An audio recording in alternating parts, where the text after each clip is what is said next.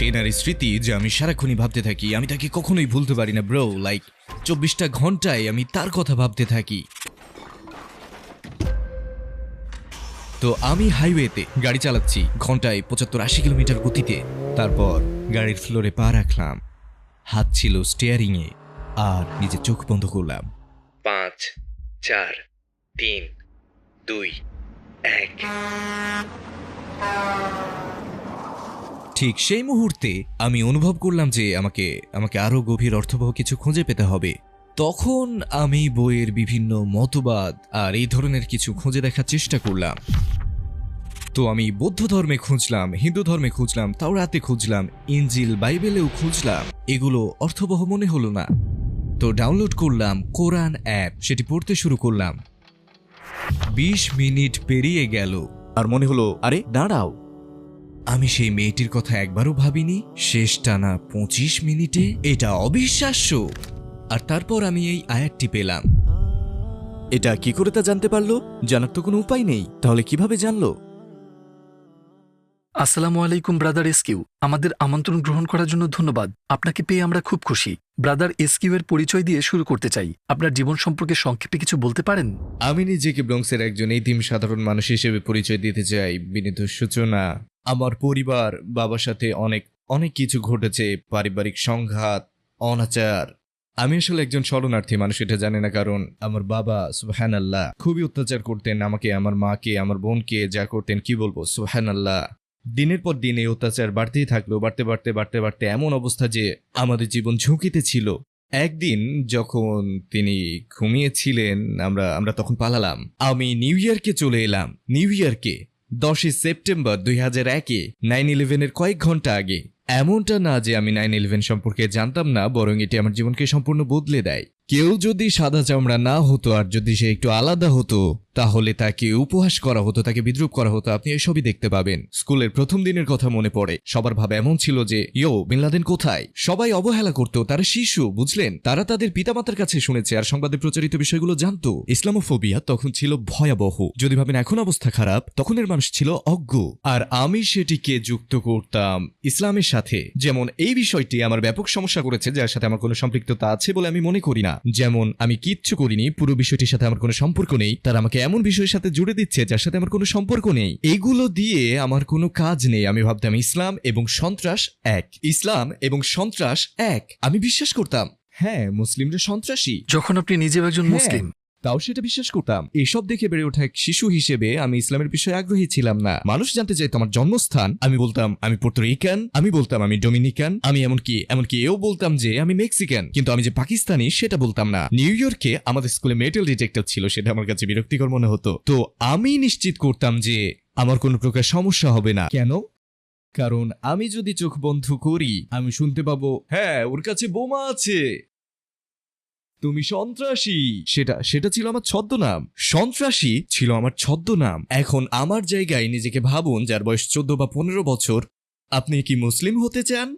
অবশ্যই না, একদমই না। মুসলিম হওয়াটাই একমাত্র অপরাধ যা আমাকে সুখ থেকে বঞ্চিত করেছে, এমনটাই অনুভব আর বিশ্বাস করতাম। মুসলিম হওয়ার কারণেই আমি অসুখী ছিলাম। এর থেকে দূরে সরে যেতে হবে। তো যা হোক, আমি নফসের চাওয়া পূরণ করলাম। আমি নারী চাইলে আমি নারী পেতাম, আমি মাদক চাইলে সেটা পেতাম। শুরুতে এটি ছিল মজার জন্য, কিন্তু পরে চাহিদা আরো বাড়তে থাকে। কিন্তু এর মাধ্যমেই আমি আমার জীবনে সত্যিকার হতাশাগ্রস্ত হই। হতাশার সর্বোচ্চ স্তর, অবসাদে হতাশায় ভরে যায়। এর মাধ্যমেই আত্মহত্যার সিদ্ধান্তের দিকে এগিয়ে যায়। মূলত এ কারণেই আমি ইসলাম থেকে আরো দূরে সরে যেতে থাকি। আমার মা সুবহানাল্লাহ যখন হাঁটতেন, আমি যদি আমার মায়ের সঙ্গে হাঁটতাম, আমি তার পিছু পিছু হাঁটতাম, বেশ দূরত্ব রেখে, যেন মানুষ জানতে না পারে তিনি আমার মা। এটা ছিল নির্মম। আমি এটা গর্বের জন্য বলছি না, বরং আমি শুধু বলছি যেটা আমার অভিজ্ঞতা হয়েছিল। আমার মাকে অনেক কিছু সহ্য করতে হয়েছে, কারণ আমার এখনো মনে আছে আমরা প্রতিবাদী তরুণ ছিলাম, তখনও সেটা যৌক্তিক ছিল, বুঝলেন। আমার বলা সকল কথা জাহিলিয়াত এবং হারাম সবকিছুই আমার মাকে সহ্য করতে হয়েছে। আমি যখন অনেক রাত পর্যন্ত ক্লাবে থাকতাম, আমার মা নির্ঘুম রাত কাটাতো। যখন আপনি বাসায় আসেন না, বোঝানো যাবে না, অন্যরা তা বোঝে না। আল্লাহর কসম, আমি যদি জানাতে যাই সেটা হবে মায়ের জন্য। আমার মা আমার জন্য অনেক দোয়া করতেন ভাই। তিনি দোয়ায় বলতেন আল্লাহ তাকে পথ দেখাও। এবং এটা রাতারাতি ঠিক হয়ে যায়নি, এটা 2-1 মাসে ঘটেনি, বছর লেগেছে অনেক সময়। জানেন, যখন তিনি আসলেন তার প্রাতিষ্ঠানিক কোনো শিক্ষা বা এমন কিছু ছিল না। তিনি গ্যাস স্টেশনের মতো জায়গায় কাজ করতেন, গভীর রাতে শিফটে। রাতের বেলাতে ভাই, রাতের বেলায় যখন সবচেয়ে খারাপ মানুষগুলো বাইরে থাকে, গ্যাস স্টেশন একজন নারী, তিনি সেখানে কাজ করতেন। আর তার ছেলে উপার্জনের টাকায় নিজের জন্য কিনতে বাধ্য করত দামি দামি সব জিনিসপত্র। তুমি আমাকে এসব কি জিনিস দিচ্ছ? স্কুলে সবাই এসব দেখে হাসে, এগুলো কেমন স্নিকার্স। তুমি যদি শিক্ষিত হতে, আমি এ কেমন মা পেয়েছি। তোমার যদি একটু শিক্ষা থাকতো, আমাদের সাহায্য করার মতো কিছু করো। চিন্তা করুন, মানুষ আমাকে মায়ের পেশার কথা জিজ্ঞেস করতো, আমি আমার মাকে নিয়ে বিব্রত হতাম, আমি তাকে নিয়ে লজ্জিত ছিলাম। তিনি কি এমন কাজ করেন যে আমাদের মাথার উপর একটা ছাদ দিতে পারছেন না? আউযুবিল্লাহ, আমি কেমন সন্তান ছিলাম। ওই সময় আপনার চিন্তাভাবনা কি রকম ছিল, সেই অভিজ্ঞতা বর্ণনা করতে পারবেন? আপনি কি সেই জীবনধারা নিয়ে খুশি ছিলেন? শেষ পর্যন্ত মনে হলো আমি সেই নারীকে পেলাম, আমি তাকেই চাই, তিনিই সেইজন, বুঝলেন? কিন্তু সমস্যাটা হলো তার একটা বয়ফ্রেন্ড ছিল, কিন্তু তার জন্য আলহামদুলিল্লাহ তিনি যেখানেই থাকুক, যার সাথে থাকুক না কেন, আল্লাহ তাকে পথ দেখান, রহম করুন। তার জন্যই আমি ইসলামে ফিরতে পেরেছিলাম, কারণ সম্পর্ক ভাঙার পর আমি তার জন্য অনেক স্মৃতি রোমন্থন করতে লাগলাম। কিন্তু যখন তার প্রতি আমার অনুভূতিগুলো গভীরভাবে জড়িয়ে যায়, মনে হতো সেই ছেলেটার সাথে কখন সম্পর্ক ভাঙবে। যতক্ষণ না আমার মন একদম ভেঙে যায় ব্রো, তখন মনে হলো আমার এসব শেষ করতে হবে। টুয়ার্ডস ইটারনিটি পরিবারের আপনার সাহায্য প্রয়োজন। আমরা একটা দাতব্য সংস্থা যারা পৃথিবী জুড়ে 10টি ভাষায় ইসলামের বার্তা পৌঁছে দিতে বদ্ধপরিকর। আপনার সহায়তায় আপনি মানুষকে ইসলামের পথে আসতে, হারাম ত্যাগ করতে, সালাত আদায় করতে, হিজাব পড়তে, কোরআন শেখা সহ নানা রকম সাহায্য করতে পারেন এবং এই সব নেক কাজের অংশীদার আপনিও হবেন ইনশাআল্লাহ। টুয়ার্ডস ইটারনিটিতে ডোনেট করুন এবং এই সুবর্ণ সুযোগ হারাবেন না। যতক্ষণ না আমার মন একদম ভেঙে যায় ব্রো, তখন মনে হলো আমার এসব শেষ করতে হবে। তো আমি শেষ করলাম, বুঝলেন? আমি সেই সম্পর্ক উচ্ছেদ করে আমি আমার নিয়ন্ত্রণকারীর কাছে ফিরে গেলাম, আমি মাদকের কাছে ফিরে গেলাম। মানুষ কেন অবসাদকে ভুলতে চায়? আমি কারণটা বলছি ভাই, কারণ আপনার কাছে সবই আছে, কিন্তু শুধু আপনার কাছে আল্লাহ নেই। তো আপনার কিচ্ছু নেই, আপনি বুঝতে পারবেন আপনি নিঃস্ব, কারণ আপনার জীবনে আল্লাহ নেই। তো আমি হাইওয়েতে ছিলাম, গাড়ি চালাচ্ছি ঘন্টায় 75-80 কিলোমিটার গতিতে, আর আমি গাড়ির ফ্লোরে পা রাখলাম, আমার হাত স্টিয়ারিংয়ে, আর আমি আমার চোখ বন্ধ করলাম। 5, 4, 3, 2, 1। আমি এখন এখানে, আর আশা করছিলাম সংঘর্ষ হবে। মন চাইছিল যেন কিছু একটা ঘটুক, কারণ আমি শেষ, আমি এসবের কিচ্ছু চাই না। আপনি এই অবসাদ থেকে কিভাবে বের হলেন? আমার মনে হয় আমার ক্ষেত্রে এই অবস্থা থেকে বের হওয়ার আগ পর্যন্ত আমি বিষয়টি অনুভব করিনি। তারপর আমি বুঝলাম অনেকদিন ধরে অবসাদগ্রস্ত ছিলাম, জানেন? আমি স্মরণ করলাম আমার বিস্ফোরণের সময় চলে এসেছিল, সবকিছু আমার সহ্যের বাইরে চলে যাচ্ছিল, আমি অসুখী। আমি জেগে উঠলাম, আর আমার স্পষ্টভাবে মনে আছে আমি গোসল করছিলাম, আমি তখন আমার বাথটাবে গোসল করছিলাম, পানি পড়ছে, আর আমি এদিকে বাথটাবে কেঁদেই চলেছি, আমি কাঁদছি। বাইরে থেকে দেখলে মনে হবে আমার অর্থের প্রবাহ দারুণভাবে চলছে, নারীর আগমনও সেভাবে ঘটছে, পার্টি, আমার জনপ্রিয়তা, আমি যা কিছু চাইতাম সবকিছু, বুঝলেন? জনপ্রিয়, পরিচিত হতে চাইতাম, আমি পার্টির প্রাণ ছিলাম। আমি ভেতরে গেলে তারা বলতো, ও সে চলে এসেছে, সবাই ওঠো। এটা আমি ছিলাম। এই লোক টয়লেটে বসে কাঁদছে, এই লোক বাড়ি ফেরার পথে কাঁদছে, এই লোকটি আত্মহত্যা করতে চায়। কিছু মানুষ আছে আত্মহত্যা করার পর বলে আমি তার সাথে কথা বলেছিলাম, সে সুখী ছিল। জানেন, কেউই আত্মঘাতী চিন্তা প্রদর্শন করে না, আসলে এটা এভাবে হয় না, কিন্তু শয়তান আপনাকে প্রভাবিত করতে থাকে, কারণ তার জন্য আপনার আত্মহত্যা করাটা খুবই গুরুত্বপূর্ণ। এটা খুবই গুরুত্বপূর্ণ, কারণ সেটি জাহান্নামের এক্সপ্রেস ভিআইপি প্রথম শ্রেণীর টিকিট। আপনি কি করছেন? শয়তান এভাবেই যেতে। তো আমি বাথটাবে ছিলাম, অনবরত কাঁদছিলাম, আমি আত্মঘাতী অবস্থায় ছিলাম, কাঁদছি আর কাঁদছি। তারপর আল্লাহ সুবহানাহু ওয়া তাআলা তার কাছে দোয়া করার অনুপ্রেরণা যোগালেন, কিন্তু আমি জানতাম না যে আমি দোয়া করছিলাম। আমি শুধু বলছিলাম যে যদি এর বাইরেও কিছু থেকে থাকে তাহলে আমাকে এখনই এই অবস্থা থেকে মুক্ত করো। দোয়া শেষ হতেই আমাকে এইখান থেকে মুক্ত করো, এই স্থানকে সঠিক গতিপথে নিয়ে যাও, আমাকে সঠিক পথ প্রদর্শন করো, কিছু নির্দেশনা দাও, আমাকে কিছু দাও, যেন আমার এই অভিজ্ঞতা না হয়। যদি না হয় এখানেই সব শেষ করে দাও, এখানেই সব শেষ করো, এসব দিয়ে আমার কাজ নেই। তো আলহামদুলিল্লাহ, সেই গোসলটাই আমার জীবন বদলে দেয়। বের হলাম, আর তখনই সে সময় আল্লাহ আমাকে উদ্দীপ্ত করলেন, কিন্তু আমি তখন সেটা জানতাম না। আল্লাহ আমাকে উদ্দীপ্ত করলেন মানে পাকিস্তান ভ্রমণের জন্য, বুঝলেন? আমার পরিবার আছে, তাহলে কেন না সেখানে যাই, ভালো। আমি দেখলাম আমার মাও পাকিস্তানে যেতে চাচ্ছেন, আর একলা একলা আমি বললাম, মা আমাকে সাথে নাও প্লিজ। আর সেই সময় আমি অনুভব করলাম যে আমাকে আরো গভীর অর্থবহ কিছু খুঁজে বের করতে হবে। তো আমি তখন বিভিন্ন ধরনের বই আর বিভিন্ন মতবাদ খুঁজতে থাকলাম, চিন্তা করতে থাকলাম কিভাবে আমার অনুভূত ঝড়টিকে স্তীমিত করা যায়, কারণ তখন আমি বুঝতে শুরু করেছি যে সেটা স্বাভাবিক ছিল না, এটা ছিল অনেক গভীর। তো প্রথম যে বইটি আমি দেখছিলাম সেই বইটির নাম ছিল দ্য সিক্রেট। এই অভিব্যক্তি, এই ভালো উদ্যম, ভালো চিন্তা ভাবনা করলে সব ভালো হবে, ঠিক আছে? তো পৃথিবী আমাকে সাহায্য করো, পৃথিবী বিশ্বকে ডেকে ডেকে বিভিন্ন ধরনের লক্ষণ দেখে বাতাস বইছে, এটা একটা ভালো লক্ষণ, এটাই সব কি বলছে। আমি বুঝলাম এতে ভুল আছে, কারণ যদি আমি সেটা অনুধাবন করছি, আমার সত্যিকারের অবসাদ এটা এখনো যাচ্ছে না। ওই নারীর চিন্তা আমার হৃদয় থেকে চলে যায়নি, বরং সেটি বারবার ফিরে আসছে আর আমাকে এটা থেকে মুক্ত হতে হবে। তো একদিন আমি একটা বইয়ের দোকানে গেলাম এবং বৌদ্ধ ধর্মের একটা বুদ্ধিজম বই পেলাম, এবং এতে বৌদ্ধ ধর্মের 7টি নীতির কথা আলোচনা আছে, সুখের নীতি এবং এই ধরনের নীতিসমূহ। আমি সেসব ধ্যানের কৌশলগুলো অনুশীলন করার বারবার চেষ্টা করতে থাকলাম। কিন্তু আপনি কিভাবে শুধু চোখ বন্ধ করে সকল চিন্তা থেকে মুক্ত হতে পারেন, চিন্তা করে শ্বাস নিয়ে আর এসব জিনিসের প্রতি খেয়াল রেখে? কিন্তু এটা শেষ হয় না, কারণ এটা আপনাকে গ্রাস করে রেখেছে। আপনার মনে হয় ধনাত্মক চিন্তা করা উচিত, এতে কাজ হচ্ছে না। তখন আমি একটা বাইবেল হাতে তুলে নিলাম আর পড়তে শুরু করলাম জেনেসিস, এবং সেই সব বই পড়তে শুরু করলাম। তো সেটি পড়তে থাকলেও আমি কিছু ভুল দেখতে পাচ্ছিলাম, কিন্তু আবারও সেটি আমার অন্তরে কোনো প্রভাব ফেলেনি, এটা সত্যিই করেনি। এতে আমার অবসাদ এক ফোঁটাও দূর হয়নি। সে নারীর স্মৃতি যা আমি সারাক্ষণই ভাবতে থাকি, আমি তাকে কখনোই ভুলতে পারি না। 24টা ঘন্টায় আমি তার কথা ভাবতে থাকি। এই অবস্থায় আমি হাল ছেড়ে দিলাম, আমি একেবারে হাল ছেড়ে দিলাম। আমি আমি আমি বললাম, এসব দিয়ে কিচ্ছু হবে না, সব অর্থহীন সবকিছু, এসব বুদ্ধিজম কেউ একজন লিখেছে, আর সেই মানুষ সকলকে নিয়ন্ত্রণ করতে চায়। ধর্ম বিষয়টা পুরোটাই মিথ্যা, পুরোটাই। আমার মনে এমনটাই বলছে। তো সেই মুহূর্তে আমি পাকিস্তান যেতে চাই, এবং হঠাৎ করেই তখন কয়েকদিন পরেই রমজান ছিল।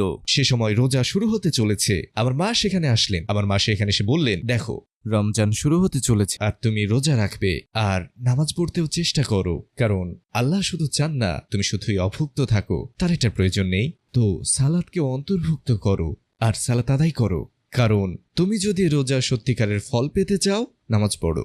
তো আমি নামাজ পড়তে জানতাম না। আমার মা আমাকে এসব বলল, আর তা আমার হৃদয়কে ছুঁয়ে গেল।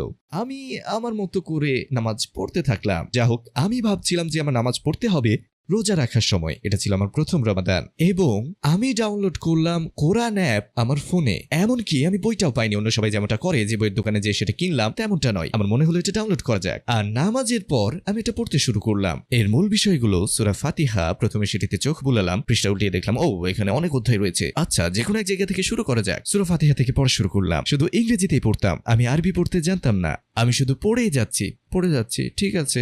এরপরেরটাতে গেলাম, সূরা বাকারা। আমি এটা পড়ছি, ও ঠিক আছে। 20 মিনিট পার হয়ে গেল, আর মনে হলো, আরে দাঁড়াও, আমি ওই মেয়েটির কথা একবারও চিন্তা করিনি। শেষ 25 মিনিটে একবারও? এটা অবিশ্বাস্য। আপনাকে এটা বুঝতে হবে ভাই, এটা আমার জন্য একটা ওহী ছিল। আমি সেই নারীর কথা চিন্তা না করে 5টা মিনিট সময় অতিবাহিত করতে পারতাম না। তার খেয়াল আমাকে সব কাজ থেকে বিচ্যুত করত।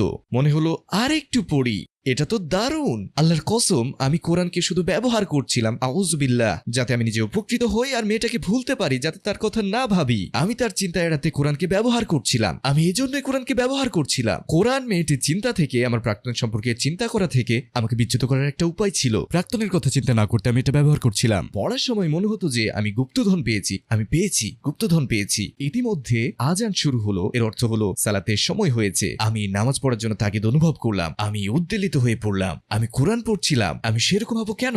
কারণ যখনই আমি কোরআন পড়ছিলাম না, আমার অবসাদ আসতে থাকে। আমার মাথায় প্রাক্তনের কথা ঘুরে, তার চেহারা আমার সামনে ভেসে ওঠে, আর সেসব স্মৃতি আসতে শুরু করে।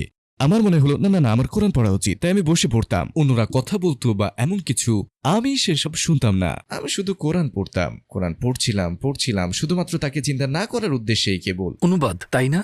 হ্যাঁ, কোরআনের অনুবাদ। আমি কোরআনের অনুবাদটা পড়ছিলাম শুধুমাত্র আমার প্রাক্তনকে ভুলে থাকার জন্য। তো আমি এটা পড়ছিলাম, কিন্তু সেই কাজটি করার সময় আল্লাহ সুবহানাহু ওয়া তাআলা ধীরে ধীরে আমার অন্তর খুলে দেন, কারণ আমি তখনও পড়ছি, ঠিক আছে? আমি তখনও বোধজ্ঞান সম্পন্ন একজন মানুষ যে কিছু জিনিস বুঝতে পারে, তাই না? আর আল্লাহ কোরআনের এই অনুবাদটি কোনো উদ্দেশ্যেই আমার হাতে তুলে দিয়েছেন, কোরআনের একটা ইংরেজি অনুবাদ।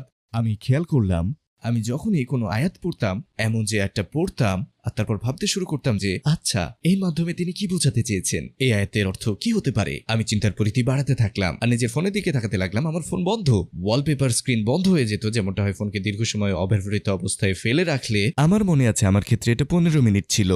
আমি নিজের চিন্তায় মগ্ন ছিলাম, সেই আয়াত নিয়ে একটানা 15 মিনিট চিন্তা করতাম। যখন ফোনের দিকে তাকাতাম সেটা বন্ধ, আমাকে সেটা অন করতে পাসওয়ার্ড দিতে হতো।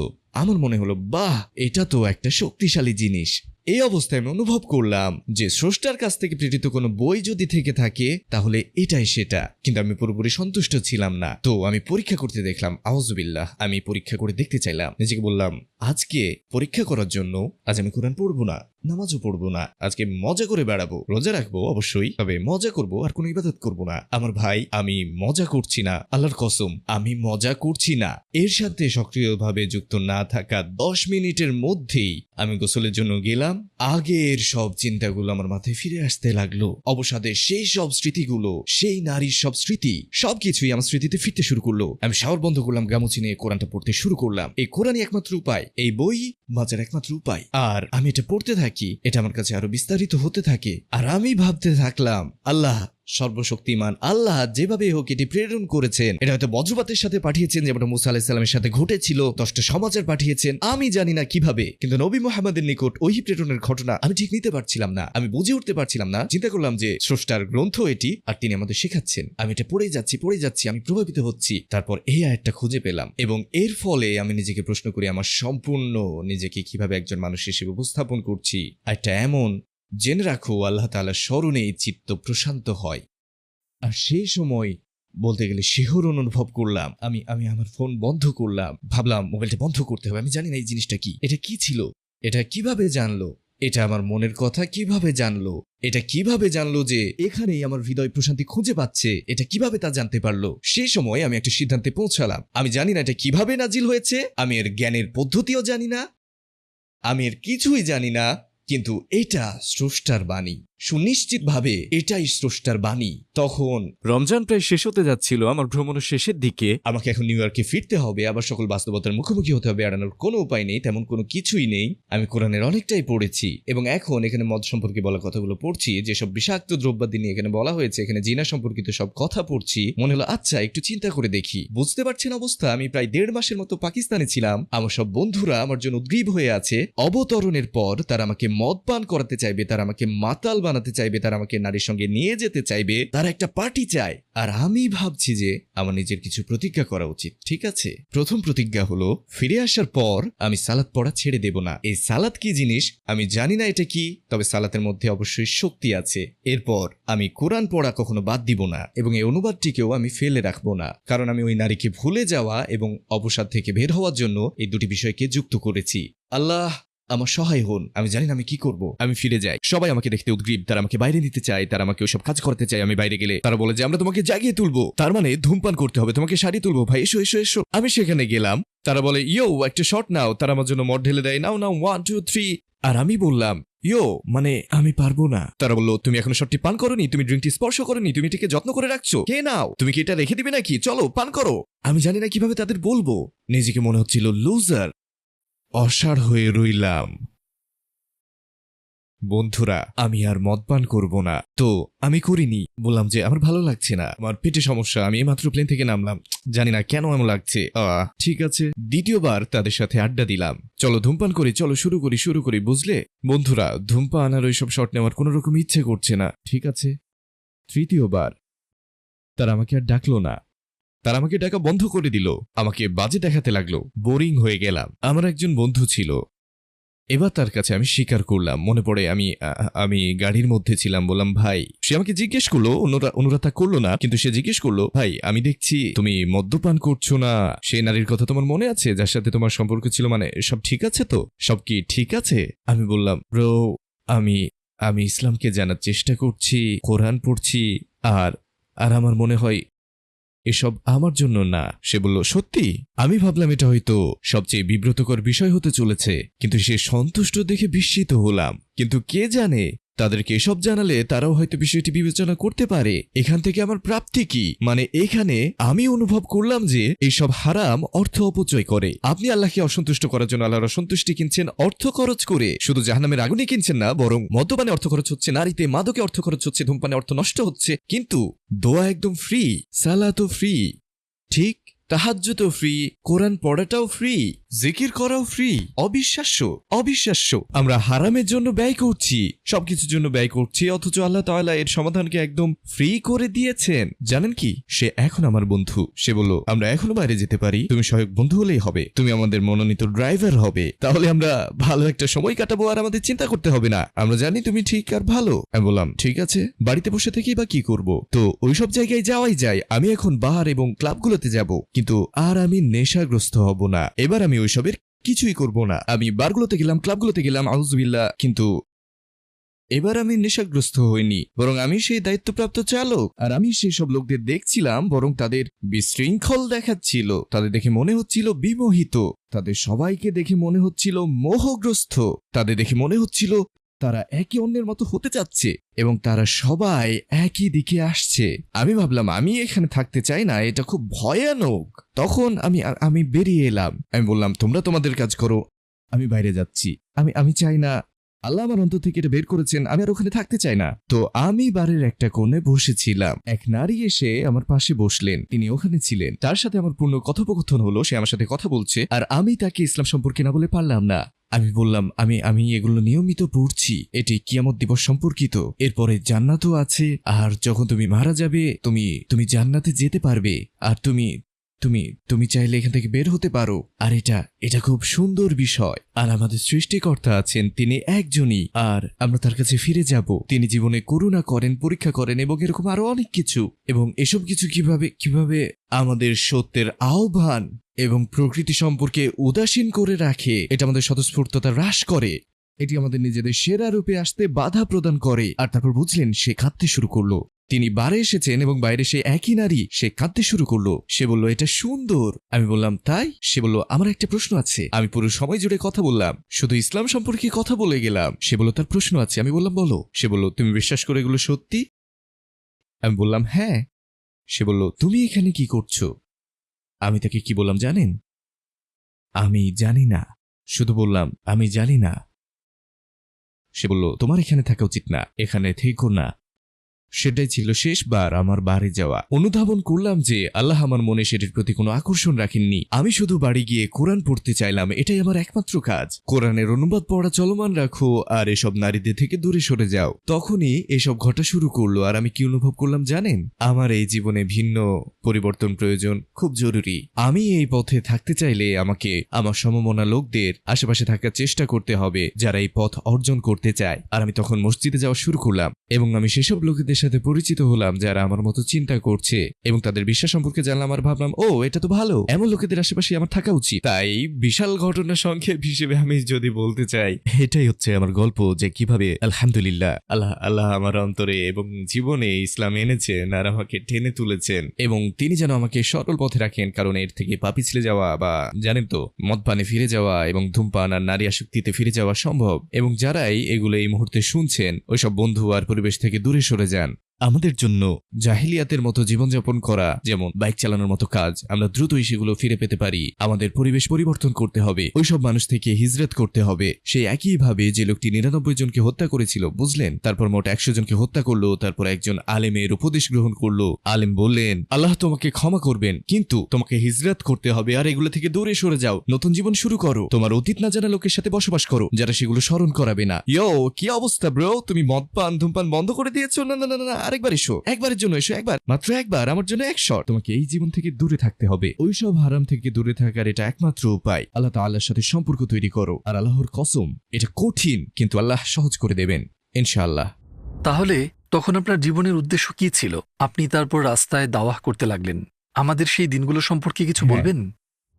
এটা এমন যেন আপনার ভালোবাসা আর আদরের জন্য কিছু একটা আছে, আপনি এই বিষয়ে কথা বলতে চান, ঠিক? এটা স্বাভাবিক। আমরা যখন কিছুকে ভালোবাসি আমরা সেটার গবেষণা করি। এটা আমাদের ফিতরাতে আছে যে আমাদের ভালো লাগার বিষয়গুলো নিয়ে আমরা জ্ঞান অর্জন করি। শুধু ভালোবাসার কারণে আমরা সেটি নিয়ে পুঙ্খানুপুঙ্খভাবে জ্ঞান অর্জন করি। আমি যখন ইসলাম সম্পর্কে জানতে শুরু করি তখন আলহামদুলিল্লাহ মাশাআল্লাহ, আল্লাহর ইচ্ছায় তিনি আমার অন্তরে সেই ভালোবাসা দিয়ে দিয়েছেন। এর প্রতি আমার ভালোবাসার কারণ হলো আমি জানতাম এটা সত্য আর এটা কতটা কার্যকরী। কারণ ব্যক্তিগতভাবে ইসলাম আমার অবসাদ দূর করেছে, আমাকে মুক্তি দিয়েছে। কোরআনের অনুবাদ, কোরআন তেলাওয়াত করা আমার অবসাদ দূর করেছে। আমি জানি এটা কতটা শক্তিশালী বাস্তবিকভাবে।